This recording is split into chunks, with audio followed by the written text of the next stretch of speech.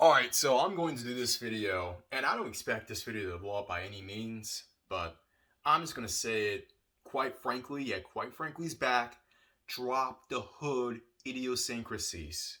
Now, if you don't know what idiosyncrasies are, those are just common things that people do and common things that people say as a way to identify with something. That's like the most simple, stupid definition I can come up with. But idiosyncrasies, right? We all know what those idiosyncrasies are. Whether if you talk a certain way, whether you act a certain way, whether if you are emotional and don't react to reason because that's what the people on the far left tell you and say, or actually the far left and the far right sort of say the same thing if you really think about it. Let's not get there. Let's not go there. No. They aren't two sides of the same coin, are they? But anyway, look, the hood idiosyncrasies, the nah means, you know what I'm saying, shorty, all this other kind of stuff. You're not a rapper. I'm Michael Jordan. Stop it.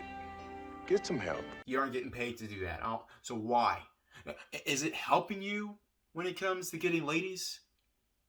It used to back in the 2000s when everyone was dumber and society was dumber. Yeah, okay, all right. How about now?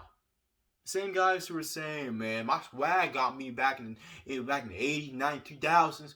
Or the same guys who are not complaining about social media, or at best, or at worst, are basically or they complain about child support. I mean, not to lord it upon them, but these are the same guys who are complaining about child support, or how these women aren't checking out for them anymore, or that they have to do all this alternative stuff. Not that kind of alternative stuff, but just these extraneous things in order to get validated. Or these guys just look scruffy. I mean, they look scruffy, they talk like this, and hey, blood, hey, shorty, man, you poor hoe, you hoe poor, you got a hoe poor, what y'all doing around here? Man, back in my day, man, we used to have game and mouthpiece and swag. Game and mouthpiece and swag. It was like PB and J. And I got Punani all day. Back in 19 fill in the blank. In the Communitah nonetheless. A lot of you guys are on here. You don't care about the Communitah, and that's a good thing. I welcome it. I'm one of these individuals who are like, the Communitah's done. It's over with. Pack the bags. Leave the stadium before traffic gets bad. Get on the beltway or the highway or the freeway before it packs up. Look, the Communitah is done. Go wherever you want, whether it's dating outside the race or interculturally dating. I don't care, as long as you are aware that what time it is. I mean, what time is it? So, why do I say drop the idiosyncrasies? That is the number one thing that I think is holding a lot of you guys back from being able to truly enjoy what you really want. And that is peace. Peace from the Communitah. Peace from the daggles and maggles. Shout out to all the maggles out there. And the daggles, the maggles try to impress because, man, I want to see what little Keisha had to say about me being a man. Oh, she said me to jump through the roof, be a man? Okay. She said for me to have game and mouthpiece and swag to be a man? Okay. She said for me to do Dirty Mac and A-Mark, those other guys who ain't got as much swag? Okay. Yeah, okay, those guys. Those guys are finished. I'm telling you, those guys are freaking finished, and you don't want to be that guy, all right? Those guys are beyond the Michael Jordan. Stop it, get some help. These guys are headed for the crossfire. You get caught up in the crossfire. If they aren't already in the crossfire, or if they aren't already a walking crossfire, because a lot of these guys, there is no saving them. I'm sorry. And there are a lot of people who I even like, who are like, oh, we gotta save. I want to get the message out and wake these guys up. No, these guys are not gonna wake up. As a matter of fact, they want to lull you to sleep, and they'll do it one way or the other, whether it's through convincing or through one of these, just knock you out. No, I'm gonna give you the Michael Jordan. Look, I'm Michael Jordan. Stop it. Get some help. There you go. There you go. You need to stop it and get some help. Help for yourself. Help yourself. Because if you are this aware of the BS that happens in the Communitah, then why? But anyway, the idiosyncrasies. A lot of guys, I get it. We all may have grown up in a particular environment where we spoke a certain way, or the parents spoke a certain way, and it was passed down from mama, big mama, and all this other kind of stuff. Because, or the simp ass males who were in the house, because no real man. Shout out to my father, by the way. I mean, yes, he's no longer here, but one of the many, actually, not even a few, many things that he taught me is how to speak with some damn sense. Not speaking like I just got out of a Yuck Nuck Boys a song, or QH block on the slinging the what, basically the northern way of, mean shorty, man, that's more man than no that way, or the southern, man, y'all, you can't even understand what the guys saying half the time with the southern accent. I mean, granted, yeah, I just did a video about Kwame Brown and how we can all learn a thing or two from people, but just knuckleheads. I don't sound like a knucklehead. Well, is that the reason? That is the reason why my views are lower and the subs are even lower, believe it or not. But nonetheless, look, what I'm saying is this. You want to transition from a place where you are seen as nothing but a ninja, man. Yeah, you see me nothing but a ninja, right? Oh, I'm just nothing but a ninja, huh? As I was saying before somebody called me, look, idiosyncrasies, right, in the community. You guys, for some reason, want to cling on to such things as if it is the bread and butter of what identifies you, of what makes you. Well, I'm here to tell you that those things, all those little idiosyncrasies that you follow, those little just nuances, and those aren't real. Those aren't real. Because surprisingly, I come from the same place that you all came from. Or a similar place. Maybe not the literal same, but I come from a similar environment where there was pressure in order to make a lot of boys, particularly boys who look like us, into little maggles. Either maggles or just other things that I won't mention. But you see, in my case, yes, I struggled through it, just like a lot of you. But I overcame it. Not just the environment, but the mindset, the programming that they have tried to shove down all of our throats to be grown babies, kids. And I'm telling you this with all sincerity, that a lot of the things that a lot of brothers do, and a lot of people of other races do. I mean, you have it in the Latino race when it comes to the cholification of lower income Hispanic guys. And it happens opposite as well. Let's just say this. In the Asian community, that docile stuff, yes, some people say, well, the smart ones actually do it strategically as a way in order to not get caught up and not be seen and not get the heat so that they can get the money and get the power. And to those guys, I respect. And that's actually a good tactic. That is some art of war tactic. And actually, I actually pointed out in a recent video, not a recent video, but a video a few years ago about keeping your head down and the importance of it.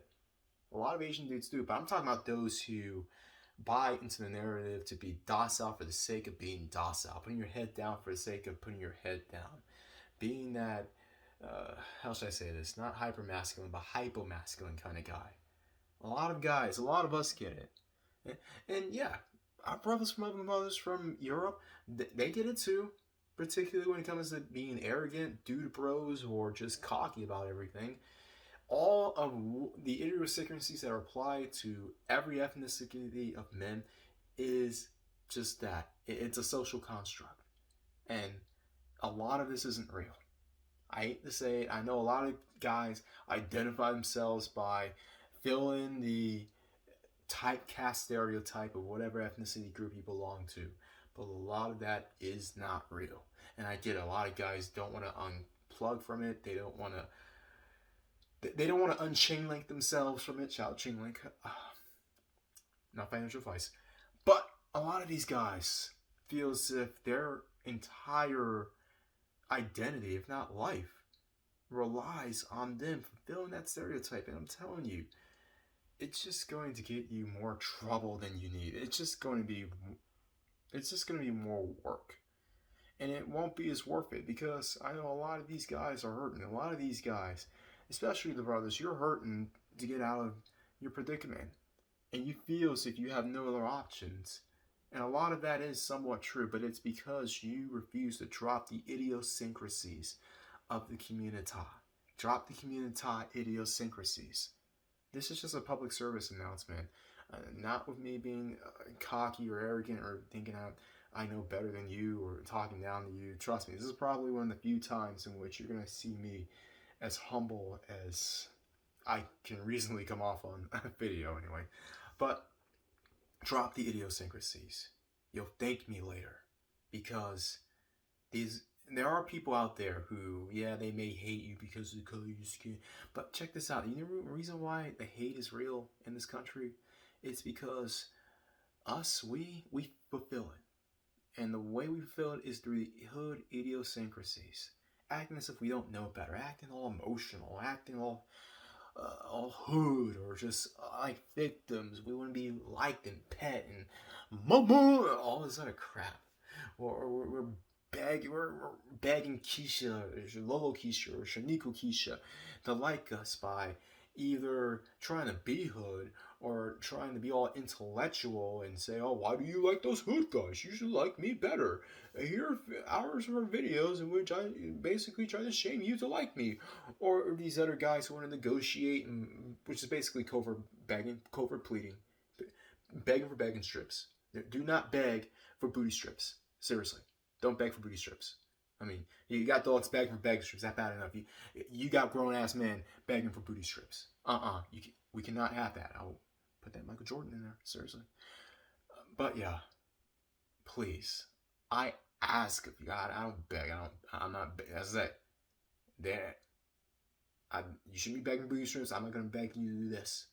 But I guarantee you, if you drop the hood idiosyncrasies, your options, wink wink, will increase. That's what this channel is about. Telling you that you have options. Options outside the Communitah. Options outside the race. Options wherever. Whether you want an offspring that looks like you, or whether you're cool with your son looking like he's about to dominate the NBA. I mean, shout out to Devin Booker. And shout out to the guy in the Hawks. What's his name? Dang it, who's the guy on the Hawks? Trae Young, there you go, Trae Young. If Trae Young and Devin Booker have an NBA Finals, I'm going to make a video. I'm going to make a light skin supremacide video about that. So, hold on to your hats. But anyway, you want to have a son like that? You want to have a son like Trae Young or Devin Booker, who after he wins a series gives his jersey to his father? Do you want to be that father? Do you? Do you want to be LeVar Ball? Huh?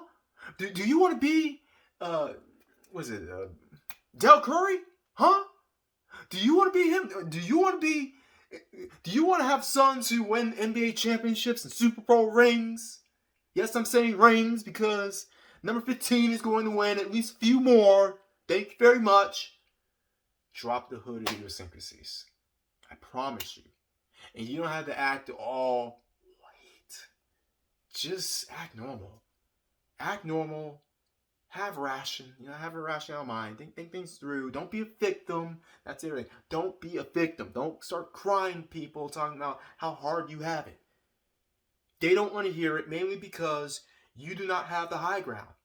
Now, if you have the high ground, have you ever seen the race of individuals who are hardworking, industrious, like the Huxtables and even the Winslows, middle class? If that was the image of black people, black men specifically, we'd have our concerns heard all day, night. Trust me. And reparations wouldn't even be an issue. I'm telling you. It's the heart and mindset that people you need to win before you can demand things or even request things from the greater society at large. Now, if the trajectory of the 60s, where black men were doing, if that was followed, and if this cool breeze, black exploitation crap and crack era and all this other thug loving crap. If that didn't happen, we'd be set. More ways than one. Yeah, because we would have the industries and the power and all that kind of stuff, but we would also have the hearts and minds of non-blacks, to the point where if you even thought of not supporting reparations, you would be seen as a deplorable. You would be seen as harshly as an anti-Semite. Yes, there's a world, or there could have been a world where things could have been like that. And I'm not sure if we can even replicate that in the United States, but outside the US, that is a possibility, if not a reality. So all I'm saying is drop the hood idiosyncrasies, guys. Come on, we can do better than this. Everyone else out there always bet on X, you know the rest.